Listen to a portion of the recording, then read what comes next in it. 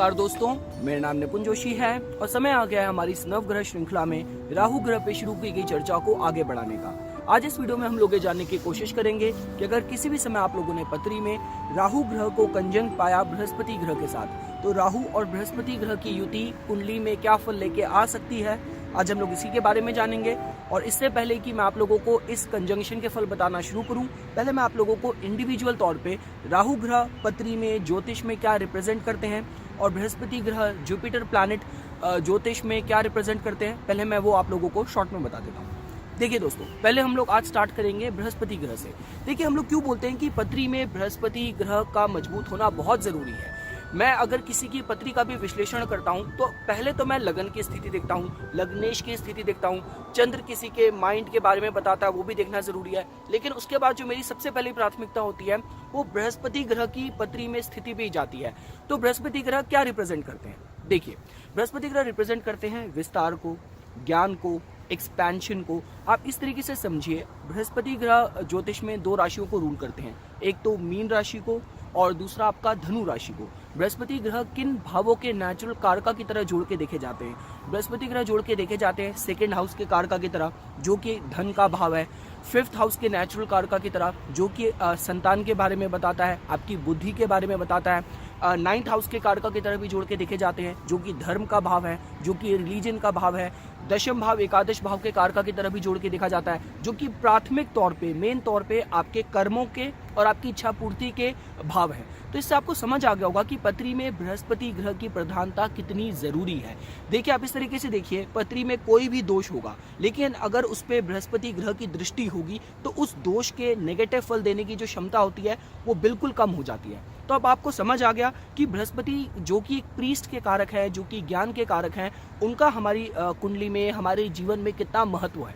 तो बृहस्पति ग्रह को हमने जान लिया। अब हम लोग समझने की कोशिश करते हैं राहु ग्रह के बारे में। देखिए, जैसा कि अभी तक मैं आप लोगों को बताता आ रहा हूँ, राहु ग्रह कारक है भ्रम का, राहु ग्रह कारक है इल्यूजन का।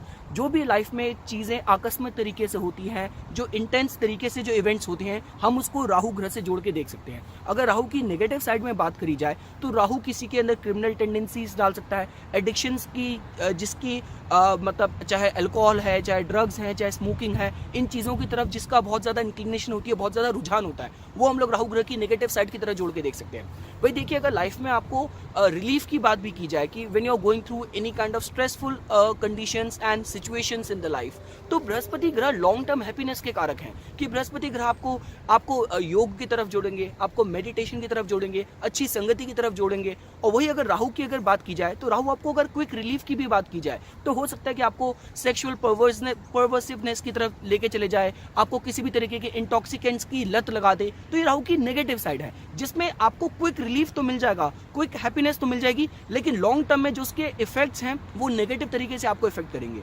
तो राहु ग्रह की नेगेटिव साइड दोस्तों मैंने आप लोगों को बता दी। लेकिन अगर राहु ग्रह की पॉजिटिव साइड भी आपको समझनी हो तो राहु ग्रह इंट्यूशन का भी कारक है। राहु ग्रह देखिए, क्योंकि राहु और केतु ये जो नोड्स हैं, ये हमारी लाइफ में, हमारी पत्री में इनका कार्मिक कनेक्शन होता है। तो पास्ट लाइफ से जो आपके लाइफ के जो पेंडिंग एरियाज हैं, जिस इस जन्म में जहाँ पे आपको काम करना है, जहाँ पे आपको ड्राइव मिलेगी, अपॉर्चुनिटीज मिलेगी, ग्रोथ मिलेगी, वो भी हम लोग राहु ग्रह से जोड़ के देखते हैं। तो जिसकी वजह से राहु ग्रह आपके चाहे लाइफ में पर्पस की बात की जाए, चाहे एक्सपेंशन की बात की जाए, मटेरियल प्रोस्पेरिटी की बात की जाए, फेम की बात की जाए, तो ये सारी चीजें भी हम लोग राहु ग्रह की पॉजिटिव साइड की तरह जोड़ के देख सकते हैं। अब हम लोग समझने की कोशिश करेंगे दोस्तों कि अगर आप लोगों ने किसी भी समय पत्री में राहु ग्रह को कंजंक्ट पाया बृहस्पति ग्रह से, तो किस तरीके के फलों की उम्मीद करी जा सकती है। दोस्तों देखिए, जहाँ पे भी राहु और केतु का इन्वॉल्वमेंट होता है, वहाँ पे कभी भी एक दिशा में भविष्य कथन नहीं करा जा सकता। पॉजिटिव नेगेटिव दोनों ही साइड हमें देखनी पड़ती है। तो अगर इस युति की, इस कंजंक्शन की भी मेरे को पॉजिटिव और नेगेटिव साइड आप लोगों को बतानी पड़े, तो चलिए पहले हम लोग पॉजिटिव साइड से स्टार्ट करते हैं। देखिए, ये तो अभी तक आप लोगों को समझ आ गया होगा कि बृहस्पति ग्रह कारक है विस्तार के, विकास के, एक्सपेंशन के। राहु ग्रह कारक है आपका मटेरियलिज्म का। आपको पत्री में राहु से ज्यादा मटेरियलिस्टिक ग्रह शायद कोई दूसरा ना मिले। तो जिस वजह से अगर पत्री ओवरऑल इस तरफ संकेत कर रही होगी कि जहाँ पे जातक के अंदर धन अर्जित करने का बहुत पोटेंशियल होगा, तो ये कॉम्बिनेशन किसी को सफलता दे सकता है। मेरे कहने का मतलब है, फॉर एग्जाम्पल, अगर ये किसी की पत्री में कंजंक्शन हो रहा है और वो पृथ्वी तत्व की राशियों में हो रहा है, जैसे फॉर एग्जाम्पल वृषभ राशि है, आपकी कन्या राशि है, आपकी मकर राशि है, जहाँ पे राहु ग्रह स्ट्रांग हो रहे हैं। तो आप इस तरीके से देख सकते हैं कि अगर ये कॉम्बिनेशन भी कुछ इंपॉर्टेंट भावों में हुआ, तीसरे भाव में हुआ, छठे भाव में हुआ, दशम भाव में हुआ, एकादश भाव में हुआ, तो मटेरियल प्रोस्पेरिटी के हिसाब से इसको अच्छा संकेत देखा जा सकता है। लेकिन अब फर्क सिर्फ ये आता है कि देखिए जब राहु का इन्वॉल्वमेंट आता है तब ये हो सकता है कि जहाँ तक अपने मॉरल्स को, अपने प्रिंसिपल्स को, अपने एथिक्स को भी कॉम्प्रोमाइज कर ले उस धन अर्जन करने के लालसा में। तो इसलिए आपको ये देखना पड़ेगा कि जो भी राशि लॉर्ड बन रहा है उसकी पत्री में स्थिति कैसी है। फॉर एग्जाम्पल अगर ये कॉम्बिनेशन किसी के वृषभ राशि में हो रहा है तो शुक्र की स्थिति पत्री में कैसी है। अगर ये कॉम्बिनेशन किसी की कन्या राशि में हो रहा है तो बुध ग्रह की स्थिति कैसी है। और अगर सपोज कीजिए अगर ये कॉम्बिनेशन मकर राशि में हो रहा है तो पत्री में शनि ग्रह की स्थिति कैसे है। तो उससे आपको पता चलेगा कि जातक के अंदर मटीरियल एक्सपेंशन का सामर्थ्य तो होगा, लेकिन वो किस हद तक जा सकता है उसकी पूर्ति के लिए। साथ ही साथ दोस्तों देखिए अगर ये कॉम्बिनेशन फॉर एग्जांपल कुछ आपका वायु तत्व की राशि में हो रहा है, जैसे मेरे कहने का मतलब है फॉर एग्जांपल अगर आप इसको तुला राशि में मान के चलें या आप इसको मिथुन राशि में मान के चलें, तो ये किसी के अंदर जो किसी का माइंडसेट होगा बहुत फिलोसफिकल होगा, बहुत जनरस हो सकता है, बहुत चैरिटेबल हो सकता है। आप इस तरीके से देख सकते हैं। और अगर हम लोगों को कुंभ राशि की बात करनी पड़े तो कुंभ का तो जो को रूलरशिप है वो शनि ग्रह के साथ साथ राहु ग्रह के पास भी जाता है। तो कुंभ में हो सकता है किसी का बहुत चैरिटेबल नेचर हो, बहुत फिलोसफिकल नेचर हो। तो आप इस तरीके से देख सकते हैं, क्योंकि देखिए कंजंक्शन हो किसके बीच रहा है, बृहस्पति ग्रह और राहु के बीच। बृहस्पति ग्रह अपने में ही ज्ञान के कारक हैं। और देखिए आज तक दुनिया में जो भी डिस्कवरीज भी हुई हैं, सपोज कीजिए फॉर एग्जाम्पल, तो उन्हीं लोगों ने करी है कि जिन्होंने ट्रेडिशनल नॉर्म से हट के कुछ सोचा है। अगर ट्रेडिशनल नॉर्म से भाई हमें ये पढ़ाया जा रहा है, यही हमें फॉलो करना है, अगर ऐसी किसी की मानसिकता होती तो इतने न्यू रिलीजन्स, इतनी न्यू टीचिंग्स, इतने न्यू फॉर्म ऑफ लर्निंग इतने डेवलप ही नहीं हुए होते। तो आप इस तरीके से देख सकते हैं कि अगर राहु का और जो बृहस्पति का कंजंक्शन है उसको पूरी तरीके से नेगेटिव नहीं कहा जा सकता। आपको पत्री में ओवरऑल विश्लेषण करना है। राहु की स्थिति, बृहस्पति की स्थिति आपको नवमांश में चेक करनी है, जिससे आप लोगों को पता चलेगा कि ओवरऑल इन दोनों ग्रहों में से ज़्यादा स्ट्रॉन्ग कौन हो रहा है, ज़्यादा एम्पावर्ड कौन हो रहा है, कि कौन किसको कंट्रोल करने की कोशिश कर सकता है। क्या राहु बृहस्पति को मैनिपुलेट कर सकता है अपने इच्छाओं की पूर्ति के लिए, या बृहस्पति ग्रह अपने ज्ञान से, अपने नॉलेज से राहु को कंट्रोल कर सकता है, टेम कर सकता है। तो आपको ये चीज़ें इस पर्सपेक्टिव से लगन चार्ट में, नवमांशा चार्ट में देखना है कि इन राशियों में कंजंक्शन क्या फल लेके आ सकता है, मैंने आप लोगों को बता दिया। साथ ही साथ जो राशि का लॉर्ड होगा उसकी स्थिति ये बताएगी कि किस इंटेंशन से जातक लाइफ में आगे बढ़ेगा, उस भाव के प्रोस्पेक्ट की इच्छा पूर्ति के लिए। साथ साथ दोस्तों देखिए अगर फॉर एग्जांपल आपको अगर जल तत्व की राशियों में भी समझना हो तो वहां पे भी ये किसी के चैरिटेबल नेचर के हिसाब से अच्छा संकेत देखा जा सकता है। क्योंकि फॉर एग्जांपल कर्क राशि में तो बृहस्पति ग्रह खुद उच्च के होते हैं, तो वहाँ बृहस्पति ग्रह की मेजर से आ जाएगी। अगर वृश्चिक राशि की बात की जाए वहां पे भी बृहस्पति ग्रह मजबूत हो रहे हैं। और लास्ट में अगर आप सपोज कीजिए अगर आप ये मीन राशि में चले गए तो किसी का नेचर बहुत चैरिटेबल हो सकता है। आप इस तरीके से देख सकते हैं। तो ये दोस्तों मैंने आपको थोड़ा सा आइडिया दिया पॉजिटिव साइड के एंगल से, क्योंकि देखिए अगर आपको फॉर एग्जांपल अगर मैं आपको बहुत छोटा सा एग्जांपल बताऊं तो खुद जो महर्षि वाल्मीकि थे, अगर उनके जीवन का भी आपको प्रसंग पता होगा कि he was before becoming a monk, a says. उनका नाम वल्य था। वो एक फिशरमैन थे जो अपने परिवार का जो भरण पोषण पालन क्या करते थे, वो मछलियां पकड़ के क्या करते थे। लेकिन जस्ट बिकॉज वो अपने परिवार की पूरी जिम्मेदारियां पूरी नहीं कर पा रहे थे उस साधन से, आय के साधन से, तो जिस वजह से ही बिकेम अ बैंडिट, वो डाकू बन गए थे। फिर जंगल में एक बार वो आते जाते जो पासेस बाय थे, जो ट्रैवलर्स थे, जो अकेले पड़ जाते थे जंगल में अपने ट्रैवल के दौरान, उनको लूटा करते थे। तो एक बार ऋषि नारद से उनका सामना हुआ, तो ऋषि नारद ने उनको इस पाथ से अलग करने के लिए उनको समझाया। तो उन्होंने कहा कि भाई मैं इसमें गलत क्या कर रहा हूँ, मेरे को तो अपने परिवार का भरण पोषण करना है। तो देखिए आपको समझ आ रहा है कि अभी तक की स्टोरी में क्या चल रहा है, कि जो भी मतलब बृहस्पति अगर ज्ञान है तो राहु उसका इंटरप्रिटेशन क्या निकालता है। तो उनकी इंटरप्रिटेशन उस समय ये थी कि मैं जो भी कर रहा हूँ गलत नहीं है, क्योंकि मेरे को अपने परिवार का भरण पोषण करना है, वो मेरी पहली प्राथमिकता है। तो फिर नारद ऋषि ने उनको कहा कि भाई ये काम करो, आप घर जाओ और अपने परिवार से पूछो कि भाई मैं तुम्हारे भरण पोषण के लिए जिस जगह से, जिस तरीके से मैं पैसे कमा के ला रहा हूँ, उसको कोई ऋषि मेरे को कह रहे हैं कि इट्स अ सिनफुल एक्ट, ये पाप है, और क्या इस पाप में आप मेरे परिवार के जो सदस्य हैं वो भी भागीदार बनोगे, नहीं बनोगे। तो जैसे ही वल्ले ने करा, वो घर गए, उन्होंने जाके सबको सच बताया, तो सबने मना कर दिया कि नहीं, हम इस पाप में तुम्हारे भागीदार नहीं बन सकते। तो जिस वजह से इवेंट इंटू ट्रांजिशन, जिसके बाद वो फिर ऋषि बने और उसके बाद आगे का जो भी वर्णन है हम सबको पता है कि he became one of the greatest sage of all time, महर्षि वाल्मीकि। तो मेरे कहने का मतलब ये है दोस्तों कि इसमें सिर्फ फर्क ये आएगा कि हम लोग इस कॉम्बिनेशन को गलत इसलिए कहते हैं क्योंकि देखिए जैसे जो गुरु की अगर बात की जाए, अगर टीचर की बात की जाए, तो हमारा जो रिलीजियस जो फाउंडेशन है वो ये है कि गुरु को बहुत ज़्यादा उस पर बल दिया गया है। यहाँ तक कि प्राचीन समय तो ये भी होता था कि जब संतान का जन्म होता था तो उसका नाम पिता से पहले जो उनके फैमिली गुरु होते थे उनसे सलाह ली जाती थी कि बच्चे का क्या नाम रखा जाना चाहिए। तो जिस वजह से फर्क सिर्फ ये पड़ता है कि जब राहु की इन्वॉल्वमेंट आ जाती है तो राहु एक आउटकास्ट है, बृहस्पति अगर प्रीस्ट है तो राहु एक आउटकास्ट है, तो राहु आके उसको इन्फ्लुएंस करना शुरू कर देता है। तो इसका पॉजिटिव नेगेटिव दोनों साइड है। तो पॉजिटिव साइड जैसे मैंने आप लोगों को बताई, जिन लोगों को फॉरेन लैंड्स में जिन लोगों को गुरु मिलते हैं, जो लोग फॉरेन कल्चर को बहुत ज़्यादा अडॉप्ट करते हैं, जिन लोगों के जो मैरिज भी होती है फॉरेनर से हो सकती है, फॉरेनर स्पाउस जिनको मिलता है, तो ये इसकी पॉजिटिव नेगेटिव आप दोनों साइड की तरह जोड़ के देख सकते हैं। देखिए यहाँ तक हमारे स्क्रिप्चर्स में ये भी मेंशन करा है कि ये जो कंजंक्शन स्पेसिफिकली जिस भाव में होता है उसका जो लिविंग सिग्निफिकेशन है उनका थोड़ा मटीरियलिस्टिक नेचर हो सकता है।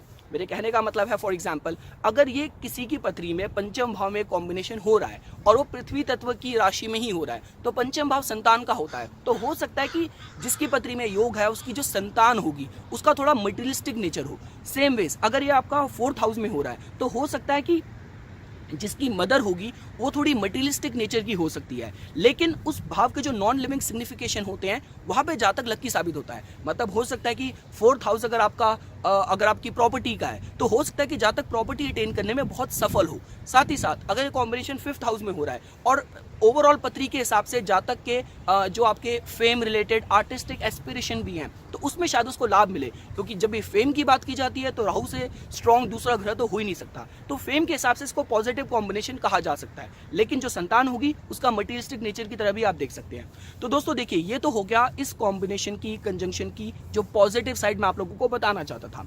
अब अगर हम लोगों को उसकी नेगेटिव साइड समझनी हो तो नेगेटिव में अगर बात की जाए दोस्तों, आपको काफ़ी बार ऐसे लोग मिलेंगे जो कहेंगे कि हमें तो लाइफ में हमेशा गुरु के नाम पे फ्रॉड ही लोग मिले हैं। ऐसे भी लोग मिलेंगे जो कहेंगे कि हमें तो भाई हमेशा ही नेगेटिव सलाहकार मिले हैं, हमें बहुत ही स्वार्थी सेल्फिश सलाहकारी मिले हैं। तो ये इसकी नेगेटिव साइड हो सकती है। साथ साथ देखिए राहु किसी भी पर्टिकुलर भाव के ग्रह के जो सिग्निफिकेशन होते हैं उसको बहुत ट्विस्टेड तरीके से घुमा सकता है। मेरे कहने का मतलब है, अब देखिए मुझे ऐसे कहना तो नहीं चाहिए, मैं खुद ऐसी विदेश में कनाडा यहाँ पे रह रहा हूँ, तो यहाँ पे ऐसा भी हो जाता है कि जिन लोगों ने मतलब वो लिव इन रिलेशनशिप में रहे, इतने साल साथ रहे, बच्चे भी कर लिए लेकिन कभी शादी नहीं करी, तो children who are born out of the bonds of marriage, आप वो भी उसकी नेगेटिव साइड की तरह जोड़ के देख सकते हैं। मेरे कहने का मतलब है जो भी चीज़ आपको ट्रेडिशनल नॉर्म से अलग लेके जा रही है वो भी इसकी नेगेटिव साइड हो सकती है। देखिए दोस्तों, अगर आपका ज्योतिष में रुचि है तो ज्योतिष एक साइकोलॉजिकल साइंस होती है, तो आपको देश काल पात्र लगा के समझना है। अब आप जहाँ पे रह रहे हैं, आप अगर किसी ट्रेडिशनल कम्युनिटी में रह रहे हैं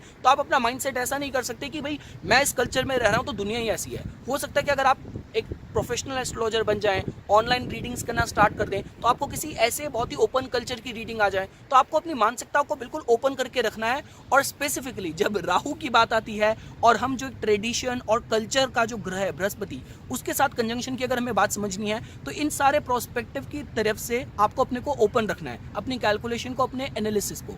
साथ ही साथ दोस्तों देखिए, जैसा मैं अभी तक आप लोगों को बताता आ रहा हूँ कि राहु के साथ जो भी ग्रह कंजंक्ट होता है उससे हमें पता चलता है कि पास्ट लाइफ पे आपने उस पर्टिकुलर ग्रह के उस सिग्निफिकेशन पे अच्छे से काम नहीं करा था जो अब आपको इस जन्म में करना है। तो बृहस्पति ग्रह जो अपने में प्राथमिक तौर पे टीचिंग, लर्निंग के साथ साथ फाइनेंसेस के भी कारक हैं, तो आप इस तरीके से भी देख सकते हैं कि जो लोगों की फाइनेंशियल हैंडलिंग शायद इतनी स्ट्रॉन्ग ना हो, या उनको जब अपने फाइनेंसेस को प्लान करना है, किसी भी तरीके की लाइफ में एक्सपेंशन अगर उन्हें प्लान करनी है, चाहे मैरिज की बात हो, चाहे एजुकेशन की बात हो, तो उसको बहुत मॉनिटर करने की ज़रूरत है कि उनके जो डिसीजंस हैं, जो उनकी स्पेंडिंग है, उनकी फाइनेंशियल कंडीशन को किस दिशा में लेके जा सकती है।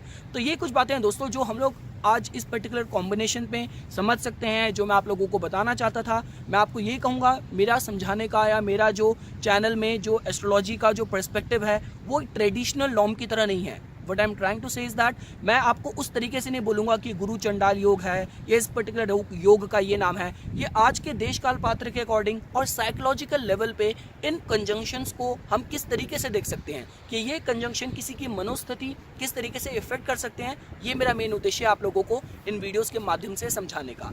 अगर हम लोगों को दोस्तों इसकी रेमेडीज भी अगर समझनी हो तो सबसे पहली चीज़ तो मैं आप लोगों को यही कहूँगा कि जिसकी पत्री में भी ये योग है, अगर वो भगवान विष्णु से अपने को जोड़ता है तो वो ओवरऑल इस कंजंक्शन की नेगेटिव साइड से जाने से बच सकता है। साथ ही साथ देखिए, जो आपको लाइफ में थोड़ा पेशेंस रखने की ज़रूरत है, क्योंकि राहु का जो स्वभाव है वो यही है कि मुझे जो कुछ भी चाहिए अभी चाहिए, किसी भी तरीके से चाहिए और कुछ भी करके चाहिए। तो जिस वजह से अगर आपको लाइफ में जो भी चीज़ की प्राप्ति करनी है, राहु आपको कोशिश करेगा मैनिपुलेट करने की, राहु आपको कोशिश करेगा स्कीम करने की, प्लॉटिंग करने की। तो उन चीज़ों से आपको दूर रखना है। जो भी आपके लाइफ में आपके सलाहकार हैं, जो आपके गुरुज हैं, जो आपके इंस्ट्रक्टर्स हैं, वो आप किस तरीके से सिलेक्ट कर रहे हैं, किस तरीके से चूज़ कर रहे हैं, उसको मॉनिटर करने की बहुत ज़्यादा ज़रूरत है। देखिए फॉर एग्जाम्पल में से किसी ने इस पर्टिकुलर कॉम्बिनेशन के अराउंड पूछा था, उनकी पत्री में योग बन रहा था छठे भाव में। अब आप इस तरीके से समझिए, देखिए छठा भाव किसका होता है? छठा भाव होता है आपका रोग, रिपु, ऋण, साथ साथ छठा भाव सर्विस का भी होता है। और जिसकी पत्री में योग बन रहा था तो मैंने उनको ये सलाह दी, जब उन्होंने रेमेडीज के तौर पे मुझसे पूछा तो मैंने कहा कि छठा भाव आपका चैरिटीज का है, सर्विस का है। बृहस्पति ग्रह अपने में ज्ञान के कारक हैं। तो अगर आप चाहे वॉलंटरी तौर पे बच्चों को किसी भी तरीके की, जो अंडर प्रिविलेज्ड बच्चे हैं, जो एजुकेशन अफोर्ड नहीं कर सकते, तो अगर आप उनको चाहे विद्या दान कर रहे हैं या उनकी किताबों का खर्चा उठा रहे हैं, उनको किताबें उनके लिए अरेंज कर रहे हैं, तो इस तरीके से आप अपनी पत्री में इस योग को इनएक्टिव कर सकते हैं और इसकी पॉजिटिव साइड के जो गेन है वो प्राप्त कर सकते हैं। तो ये कुछ बातें थी दोस्तों जो आज मैं इस पर्टिकुलर वीडियो में आप लोगों के सामने प्रस्तुत करना चाहता था। इसी तरीके की वीडियोस की समय समय पे अपडेट प्राप्त करने के लिए कृपया करके मेरा YouTube चैनल सब्सक्राइब कीजिए और मेरा Facebook पेज लाइक कीजिए। धन्यवाद।